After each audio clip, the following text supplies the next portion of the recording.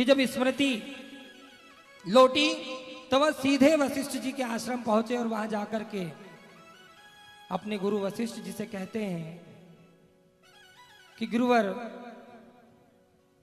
मैं आप ही के यज्ञ से, आप ही के बल से, मां श्रद्धा के गर्भ से इस धरालोक पर आया हूं, लेकिन मैं अब स्त्री हो गया। आप ऐसी कृपा करें, आप कोई ऐसा उपाय करें कि मैं पुनः अपना पुरुषार्थ प्राप्त कर लूं। और जब वशिष्ठ जी अंतर ध्यान होकर के जब देखते हैं तो उन्हें स्मरण हो जाता है कि यह महादेव जी द्वारा, शंकर जी द्वारा श्रापित वन में प्रवेश करने के कारण यह पुरुष से स्त्री हुए हैं। तो वशिष्ठ जी भगवान शंकर से प्रार्थना करते हैं, उनकी स्तुति करते हैं, उनका ध्यान करते हैं और वशिष्ठ जी के इस स्तुति से भगवान शंकर बड़े ही प्रसन्न हो जाते हैं और उन्हें दर्शन देकर के भगवान शंकर वशिष्ठ जी से पूछते हैं कि बताएं आप क्या वर चाहते हैं। तो वशिष्ठ जी कहते हैं कि मैं चाहता हूं कि ये जो सिद्धुम्न है यह पुरुष से स्त्री हो गया, सिद्धुम्न से इला हो गया। आप ऐसी कृपा करें कि ये पुनः अपना पुरुषार्थ प्राप्त कर सिद्धुम्न हो जाए। अब भगवान शंकर कहते हैं कि देखिए वशिष्ठ जी, मैं तो स्वयं ही आधा पुरुष आधा स्त्री हूं। मैं संहार अवश्य कर सकता हूं। मैं संहार माने मनुष्य को मृत्यु अवश्य दे सकता हूं, जीव को मृत्यु अवश्य दे सकता हूं, इस सृष्टि का विनाश अवश्य कर सकता हूं, लेकिन पूर्णांक मेरे हाथ में नहीं है। मैं मोक्ष नहीं करा सकता। यहां बड़े गौर से सुनिएगा। आप भगवान शंकर की कितनी भी आराधना कर लें, आप धन धान्य में खूब समृद्ध हो जाएंगे, खूब आपका नाम हो जाएगा, आपका ये लौकिक जीवन बड़ा ही आनंदमय हो जाएगा। या भले व्यास जी शिव पुराण में सनत कुमार से पूछ रहे हैं और सनत कुमार कह रहे हैं कि यहां पर हम भक्ति पद को कैसे प्राप्त कर सकते हैं,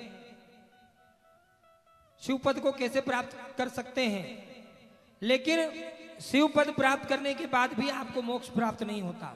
भगवान शंकर कह रहे हैं कि मैं इन्हें यह अवश्य वर देता हूं कि ये आज से सिद्धुम्न एक महापुरुष रहेंगे और एक महा स्त्री रहेंगे, इससे ज्यादा मैं कुछ नहीं कर सकता। अब वशिष्ठ जी ने सोचा चलो ठीक है, पूरा स्त्री रहे उससे अच्छा एक महापुरुष हो जाए, एक महा स्त्री हो जाए। आप सिद्धुम्न ने भी कहा ठीक है भाई, इतना हो गया वही बहुत है। आप सिद्धुम्न पुरुष हो गए और अपने राज्य लौट गए। वहां जाकर के उन्होंने पुनः अपना राज्यपाट संभाला, लेकिन बड़ी विडंबना, अब वो जब तक एक महापुरुष रहे तब तक तो राज्य के कार्यभार को संभाले, प्रजा को देखे, प्रजा के लिए व्यवस्थाएं देखें, लेकिन जैसे ही अगले माह वो स्त्री हो जाए तो अपने महल में व अपने कक्ष में बंद हो जाए पूरे एक माह के लिए। अब ऐसा चलता गया, समय बीता, धीरे धीरे अब बातें तो छुपती है ही नहीं। छुपती है क्या बातें? संभव ही नहीं है। अब धीरे धीरे प्रजा में बात फैल गई कि हमारा राजा तो आधा पुरुष आधा स्त्री है। एक माह यह राजा रहता है और एक माह यह पुरुष रहता है। तो पुरुष है जब तक तो ठीक है, यह पुरुष है जब तक तो ठीक है, लेकिन ये स्त्री और हमारा राजा है तो यह हम स्वीकार नहीं करेंगे। सारे मंत्रीगणों ने यह निर्णय कर लिया कि एक स्त्री हमारे राज्य पर अधिकार नहीं कर सकती, और उन सब ने मिलकर सिद्धुम्न से राजपाट छोड़ने के लिए कहा कि आप अब ये राज छोड़ दें। इस राजपाट पर किसी और को आप अधिपत्य कराएं, ये राज्य किसी और को सौंपें। हम नहीं चाहते कि कोई स्त्री इस राज्य का संचालन करे। अब बड़ी विडंबना हो गई। सिद्धिम्न बड़े धर्म संकट में पड़ गए। वह पुनः वशिष्ठ जी के पास पहुंचे। उन्होंने सारी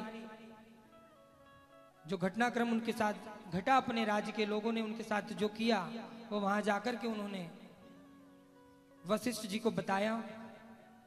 अब वशिष्ठ जी ने पुनः मां पार्वती की आराधना की, मां आद्याशक्ति की आराधना की, उनकी स्तुति की, उनका ध्यान किया, उनके लिए तप किया। और मां आद्याशक्ति बड़ी ही प्रसन्न हुई वशिष्ठ जी के तप से। और मां भगवती ने आकाशवाणी रूप में वशिष्ठ जी से पूछा कि मैं बहुत ही प्रसन्न हूं आपके तप से, आपकी साधना से। मांगिए आप क्या वर चाहते हैं, मांगिए आप क्या वर चाहते हैं। वशिष्ठ जी कहते हैं कि मैं चाहता हूं कि यह सिद्धिम्न मेरा शिष्य है। महादेव जी, शंकर जी के आशीर्वाद से यह एक महापुरुष एक महास्त्री तो बन रहा है, लेकिन अब मैं चाहता हूं कि पूर्णतः पुरुषार्थ को प्राप्त हो जाए। तो मां कहती है कि अगर आप चाहते हैं कि सिद्धिम्न पूर्णतः पुरुषार्थ प्राप्त करे, इसलिए आप मेरी कथा का अनुष्ठान करें, नवहा यज्ञ का अनुष्ठान करें और सिद्धिम्न मेरी कथा को श्रवण करे। और मेरी कथा 9 दिवसीय पूर्ण अनुष्ठान के साथ जैसे ही सिद्धिम्न श्रवण करेगा, मेरा अनुष्ठान संपन्न होगा। वह 9वीं तिथि को ही, 9वें दिन ही, पूर्ण अनुष्ठान के दिन ही यह पूर्णतः पुरुषार्थ को प्राप्त कर लेगा।